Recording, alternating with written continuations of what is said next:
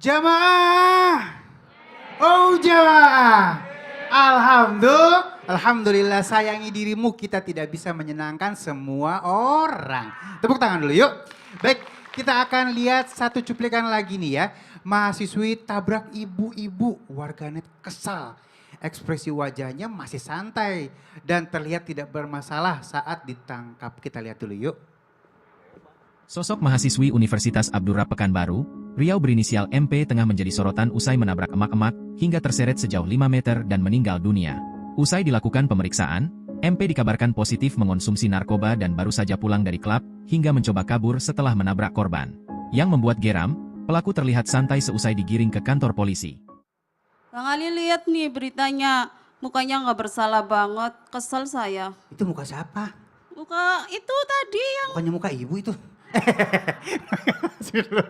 Ya emang gini loh, kita nggak bisa nilai seseorang dari mukanya, bener nggak Bu?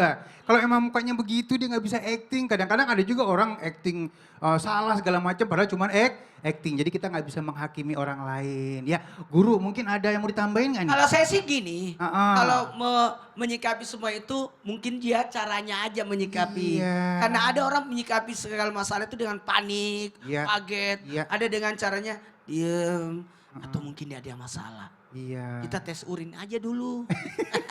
Jangan sampai ada masalah dengan dia. Iya Ibu, bener ya.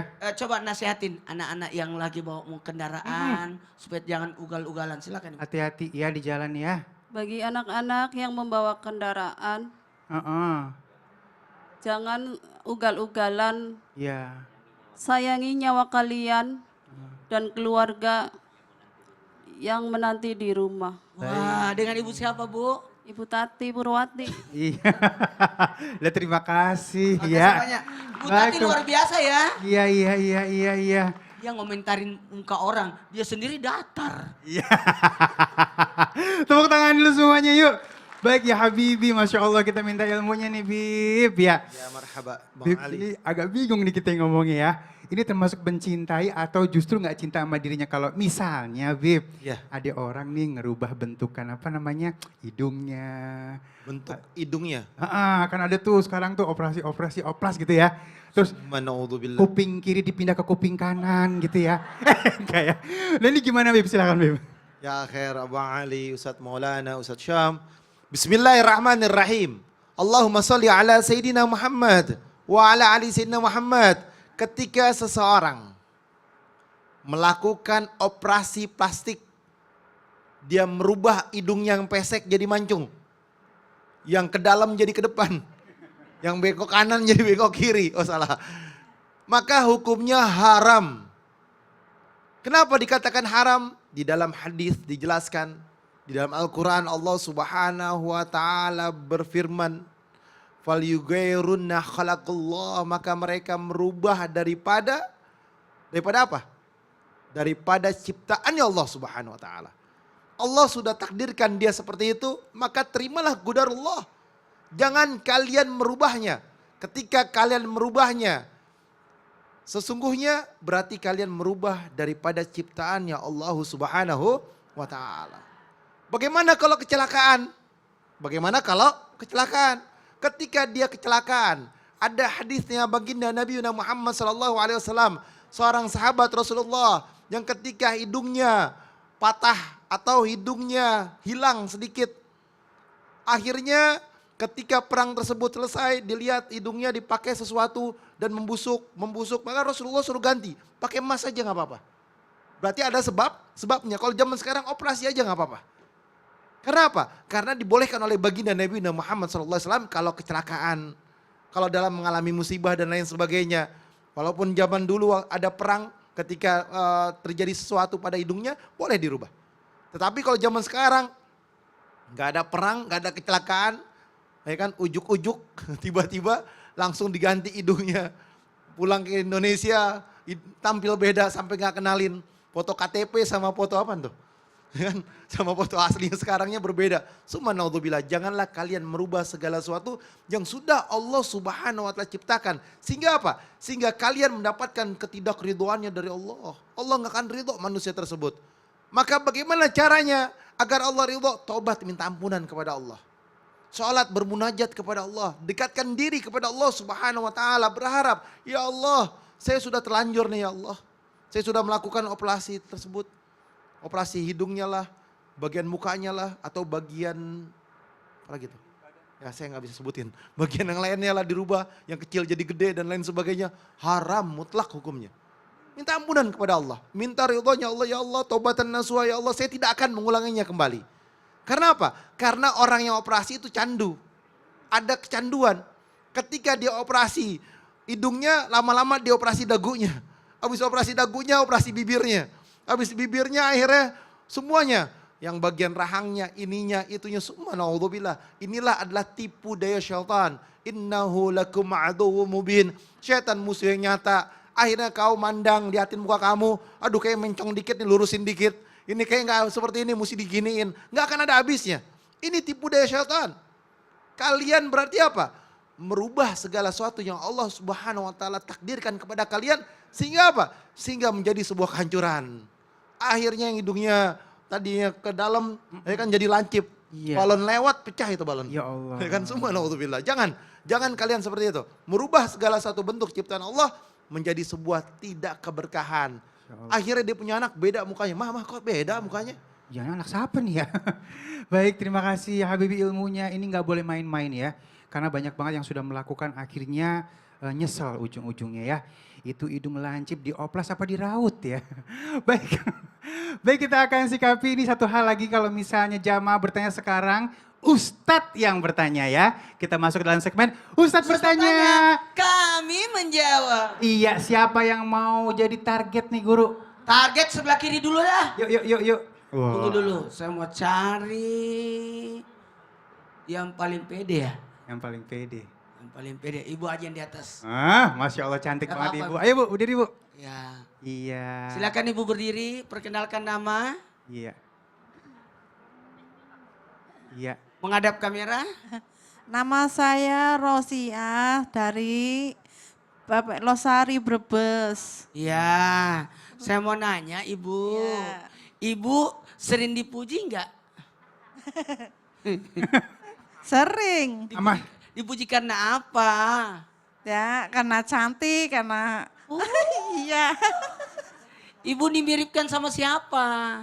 Nah, banyak. Artis siapa? Ibu cantik deh kayak ibu ini. Siapa ada enggak? Tahu ya. Enggak ya. Tapi ibu sukanya kalau dipuji, puji karena apa?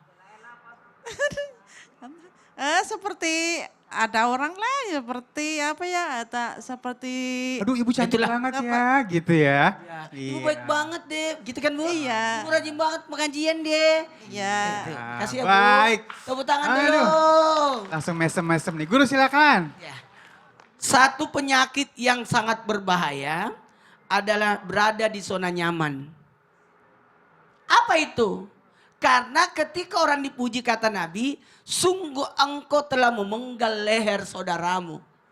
Jadi pujian itu membahayakan. Membuat orang berada di zona nyaman. Sehingga ada orang karena dipuji karena pinter, gak mau belajar lagi. Kita butuh semangat. Makanya seorang anak itu kadangkala, saya tuh mohon maaf, jarang memuji. Karena anak, guru-guru di sekolah, ada beberapa sekolah yang di Makassar itu, saya rapat kemarin, jangan nunggu saya muji.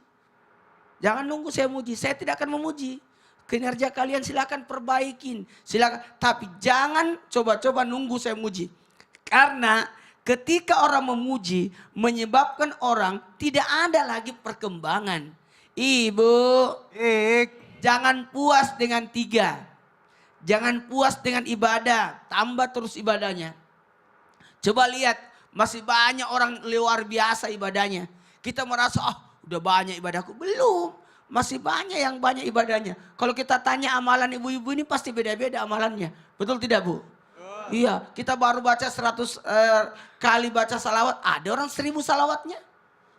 Yang kedua, jangan puas dengan, mohon maaf, ilmu. Tambah terus ilmunya, belajar terus. Tidak boleh orang berhenti menuntut ilmu. Membaca terus, belajar terus, cari guru. Semakin banyak ilmu semakin bagus, betul tidak?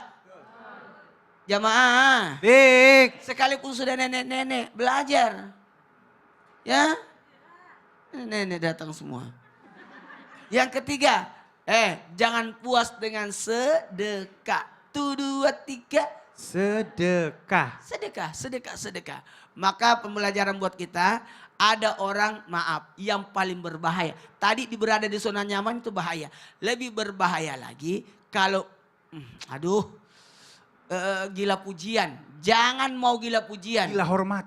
Gila hormat. Apalagi kalau sudah masuk pada zona yang namanya ria, sum'ah. Mau dilihat, mau didengar. Hati-hati. Sehingga maaf, nauzubillah, seluruh amal ibadahnya runtuh. Ya Allah. Nanti dari kemudian dia cari sholatnya, cari puasanya, tidak dikasih sama Allah. Karena kau salat bukan karena saya, engkau ibadah bukan karena saya, karena kau ibadah karena mengharap pujian. Allahu Akbar. Terima kasih guru ilmiah. Tepuk tangan dulu yuk. Semoga kita dijauhkan dari sifat-sifat itu ya. Sombong, ujub, ria, takabur, Masya Allah ya. Dan baik, sekarang kita masuk ke dalam segmen Tanya Dong Ustadz. Kami semua tanya dong Ustaz. Siapa yang mau nanya? Enggak ada yang mau nanya sebelah sini. Tangan ibu. Tega banget ya. Dosa Siapa yang mau takut. nanya? Ini aja nih. Ya Allah, penakut banget. Iya berat banget kayak tangannya ya. Assalamualaikum warahmatullahi wabarakatuh. Waalaikumsalam warahmatullahi wabarakatuh. Nama saya Ilah dari Majelis Taklim Rodatul Jannah, Blubuk Losari Brebes. Tepuk tangan dulu. Oke. Tanya dong Ustadz. Iya boleh. Saya mau bertanya kepada Ustadz Syam. Ustadz Syam. Siap Ibu. Apakah orang yang selalu minder dan tidak percaya diri itu tandanya orang yang tidak menyayangi diri sendiri? Kayak Itu mana saja tuh Pak, contohnya, itu Bu? aja Pak. Orang minder tuh kayak mana Bu? Ya. Nggak percaya diri Minder, nih. minder, Gimana, minder. Bu? Kalau ibu-ibu ngomong, aku senang banget. Iya, Senang iya, maju iya. Ustadz ya? Cepet. Lanjut, lanjut. Itu aja. Itu aja. Siap, Bu. Ya udah, salam dulu boleh kali ya. Wassalamualaikum warahmatullahi wabarakatuh. Waalaikumsalam warahmatullahi wabarakatuh. wabarakatuh. Kalau minder gimana nih, termasuk nggak cinta sama diri sendiri nih guru? Baik, mohon izin guru-guru kami, Habib Utsman, Ustadz Maulana, Bang Ali, serta guru-guru kami dimuliakan Allah Subhanahu wa taala. Al-Qur'an surah Ali Imran ayat 139. A'udzu billahi minasy syaithanir rajim. ولا تهنوا ولا تحزنوا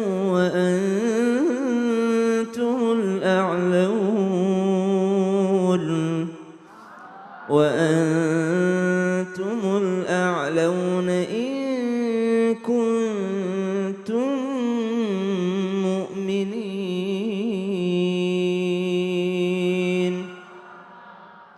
Allah Subhanahu wa taala mengingatkan kita untuk jangan bersikap lemah, jangan juga bersedih hati sedangkan engkau berada pada derajat yang tinggi jikalau kalian beriman. Jadi kalau mau pede syaratnya satu, mesti jadi orang yang beriman. Yang mana tuh beriman? Bukan hanya dia bersaksi tiada Tuhan selain Allah dan Nabi Muhammad SAW adalah utusan Allah yang terakhir, maka kebersaksiannya itu berefek pada dirinya. Kalau keimanannya dibawa kemana-mana mesti pede dia. Pede apa? PD 1, PD masuk surga. Karena orang beriman pasti masuk surga. Sebanyak apapun dosanya, kalau ada imannya pasti masuk surga. Tapi banyak iklannya dulu, mampir-mampir dulu. Tapi kalau tidak ada iman, sebaik apapun dia kebaikannya di dunia ini, perilakunya, kalau tidak ada iman, mesti dia tidak akan pernah masuk surga. Karena syaratnya masuk surga, passwordnya masuk surga adalah keimanan. Wa antumul a'launa in kuntum mu'minin. Tapi di luar daripada itu, ternyata Nabi SAW mengingatkan al-haya'u minal iman. Malu itu adalah bagian daripada keimanan. Kalau engkau tidak punya malu, lakukan sesukamu. Jadi pemalu itu adalah sifat yang dicintai oleh Allah Subhanahu wa taala, tapi mesti tahu memposisikan dirinya malu dalam rangka apa. Kalau ibadah, urusan ibadah jangan minder. Contoh misalnya biasa terjadi di masjid, bapak-bapak ndak ada yang mau di saf pertama. Aduh, ndak pede aku berada di saf pertama. Bapak aja, Pak Haji aja, Pak Haji. Kalau urusan ibadah lomba-lomba kita berada di saf pertama. Kenapa? Karena disitulah pahala yang luar biasa. Tapi jangan kepedean juga. Maju jadi imam tapi tidak ada ilmunya. maju tiba pokoknya saya imam harus pede dalam agama. Wah, tidak gitu juga, harus ngerti ilmunya. Kalau sudah talaki Al-Qur'an, pernah mendengarkan syekh, pernah memperdengarkan kepada imam Al-Qur'an, maka boleh dia percaya diri untuk memimpin sholat misalnya. Tapi kalau dalam hal kebaikan jangan pakai malu. Contoh belajar Bu nih, kalau ibu minder nggak bakal mau datang ke sini ngaji. Betul. Gitu. Jadi percaya diri dalam rangka kebaikan. Ya Allah, Remnya adalah malu. Malu ya, jadi kalau ada malunya berarti sebagian dari iman kita ya Guru ya. Betul. Baik, terima kasih Siap, Guru, ilmunya, sama-sama, tepuk tangan dulu yuk. Oke, salah satu bentuk untuk mencintai diri kita yaitu dengan cara bersedekah juga. Kenapa? Dengan bersedekah maka hati kita akan tenang. Nah Guru, gimana caranya nih? Ya, Alhamdulillahirrahmanirrahim. Ini senantiasa kami tidak henti-hentinya untuk menyampaikan. Alhamdulillah CT Arsa Foundation yang terus berupaya untuk memutus mata rantai kemiskinan melalui pendidikan yang berkualitas dan kesehatan yang optimal. Maka kami mengajak kepada siapapun yang peduli dan ingin turut berkontribusi meringankan beban mereka melalui doa dan sedekah yang terbaik dengan cara men-scan Quiris CT Arsa Foundation di bawah ini. Iya, 5, Luar biasa. Ayo. 4, Kesempatan buat jadi 3, tabungan akhirat kita. 2, 1. Jamaah. Alhamdulillah.